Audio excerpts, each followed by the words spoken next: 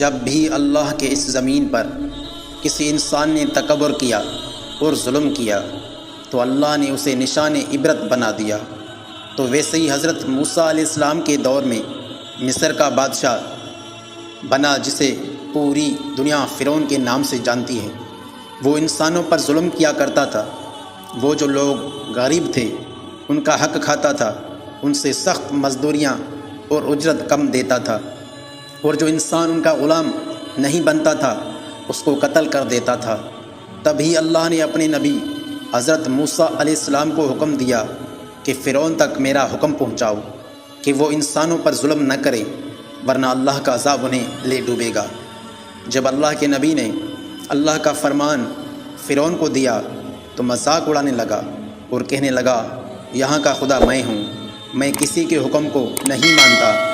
اللہ اپنی نشانیاں موسیٰ علیہ السلام کے توسل سے ان کو دکھاتا رہا۔ پورا مصر حضرت موسیٰ علیہ السلام کے معجزات کو دیکھ کر حیران رہ گیا، اور کچھ ایمان لے آئے اور کچھ فرعون سے سوالات کرنے لگے۔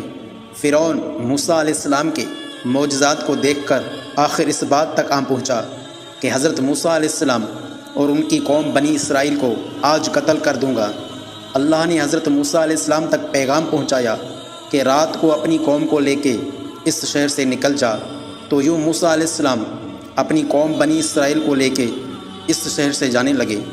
اس بات کا علم فرعون کو ہوا تو وہ غضبناک ہو کے کہنے لگا، کچھ بھی ہو جائے میں موسیٰ علیہ السلام اور ان کے ساتھیوں کو قتل کر کے ہی چھوڑوں گا۔ وہ اپنی جاہ و جلال کے ساتھ بنی اسرائیل کو ڈھونڈنے لگا۔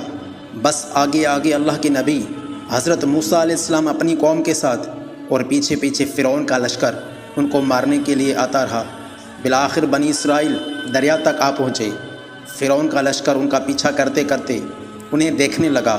جب بنی اسرائیل نے فرعون کے لشکر کو دیکھا تو کہنے لگے، اے موسیٰ، تم نے ہمیں کہاں پھنسا دیا؟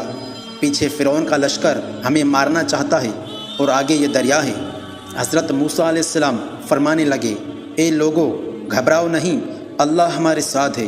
یہ کبھی ہو ہی نہیں سکتا کہ فرعون اور اس کا لشکر ہمیں پکڑ لے۔ سب کہنے لگے، اے موسیٰ، ہم اب آگے جائیں گے کیسے؟ بس اتنی دیر میں آواز غیب آئی، اے موسیٰ، اپنی عصا دریا میں دے مار۔ تو بس جیسے ہی موسیٰ علیہ السلام نے اپنی عصا دریا میں دے ماری تو آدھا پانی اس طرف تو آدھا پانی اس طرف، اللہ نے بیچ میں رستے کو واضح کر دیا۔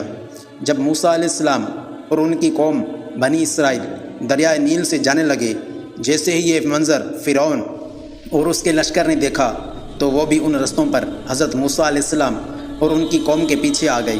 جیسے ہی حضرت موسیٰ علیہ السلام بنی اسرائیل کے ساتھ دریا کے اس طرف پہنچے اور دریا کے بیچوں بیچ فرعون اور اس کا لشکر موجود تھا، تو اللہ نے پانی کو پھر سے حکم دیا کہ اب ویسے ہو جا جیسے پہلے تھا۔ تو پانی پھر سے مل گیا۔ فرعون اور اس کا لشکر پانی میں ڈوب کر مرنے لگا۔ یہ پورا منظر موسیٰ علیہ السلام اور ان کی قوم دیکھ رہی تھی، اللہ کا شکر ادا کر رہے تھے، اور اتنی دیر میں فرعون چیخ کر کہنے لگا، میں بھی موسیٰ اور ہارون کے خدا کو تسلیم کرتا ہوں، میں بھی ایمان لاتا ہوں کہ موسیٰ کا اللہ بڑی قدرت والا ہے۔ اتنی دیر میں آواز غیب آتی ہے، اے فرعون، اب ایمان لاتا ہے جب تو دوزخ کے دہلیز تک پہنچا ہے۔ اے فرعون، ہم تیرے تکبر اور تیری لاش کو آنے والے لوگوں کے لیے نشان عبرت بنائیں گے، تاکہ ہر انسان یہ جان لے کہ اس زمین پر تکبر انسان کو راس نہیں آتا۔